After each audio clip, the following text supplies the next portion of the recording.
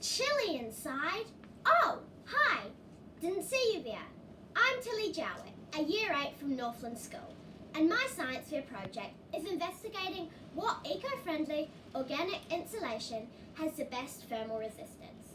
I wanted to investigate this particular question because lots of insulation can be expensive, hard to access, and harmful for your health and the environment. In June 2019, 40% of New Zealand's households were not insulated. Insulation can save electricity produced by heaters and furnaces and keep your house warmer. All New Zealanders should live in a warm, dry house in the winter and a cool house in the summer. This is why insulation is important. Insulation keeps your house at a comfortable temperature. Thermal insulation is a material installed in a house's wall, under the floor, or in any overhead roof space. Basically, insulation resists the flow of heat from one area to another. R value is the measure of how well a material can do this and resist the flow of heat. Material's R value is based on its density, thermal conductivity, and thickness. To conduct my experiment, I built a box out of wood and labelled one wall the inside wall and the other wall the outside wall. To conduct my experiment, I placed the box on a chopping board to raise it slightly, and with the inside wall facing a heat lamp. The box was filled with an insulation material to the point where the material was not compressed.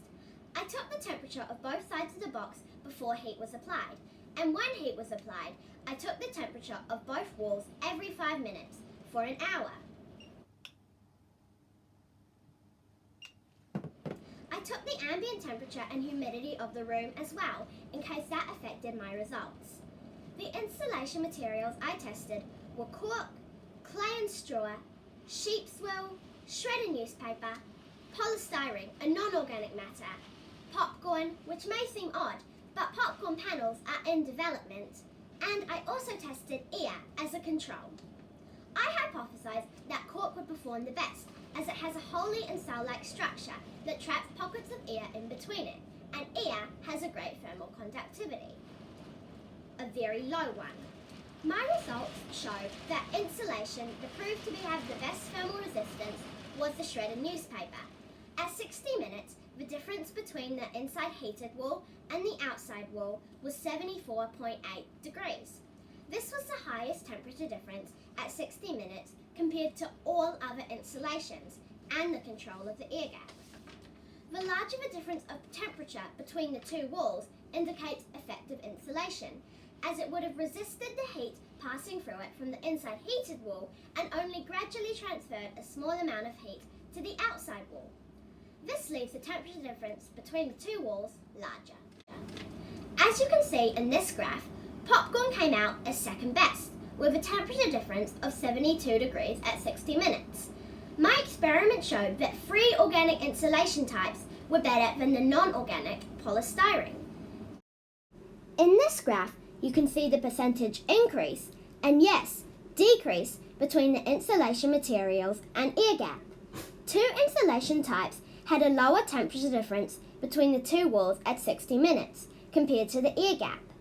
Clay and straw with a temperature difference of 65.8 degrees was only minimally worse than the air gap, with a decrease of 0.6, whereas sheep's wool had a higher decrease of 4.2. In my experiment, the insulation proved to be 4 to 12.9% better than no insulation. The surprising results were that 2 insulation materials, clay and straw and sheep's wool, performed worse than no insulation.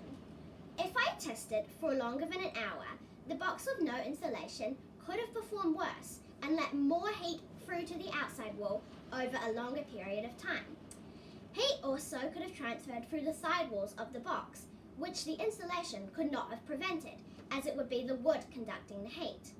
That is a variable I did not account for and could have been prevented if I had measured the temperature of the side walls as well and taken that into account.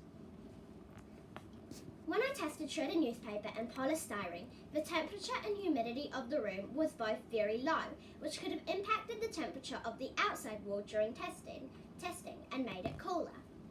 If I did this again, I also would have weighed the materials, but as each insulation provides different densities, getting them to be the same weight and thickness would prove hugely difficult.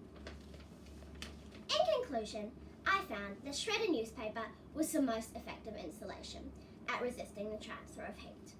4 types of insulation materials proved to be better than no insulation, and the insulation materials that were worse than the air gap could have possibly performed better over time. I also discovered that insulation, organic insulation, is worth installing. 3 types of eco-friendly materials were better than polystyrene in the ability of transferring less heat. Although a variety of organic insulation can be more expensive, it can be better than non-organic insulation and use less energy to manufacture. So, in conclusion, I learnt lots in my science fair, and now that I have shredded newspaper installed in my house's walls, I feel much warmer. Thank you.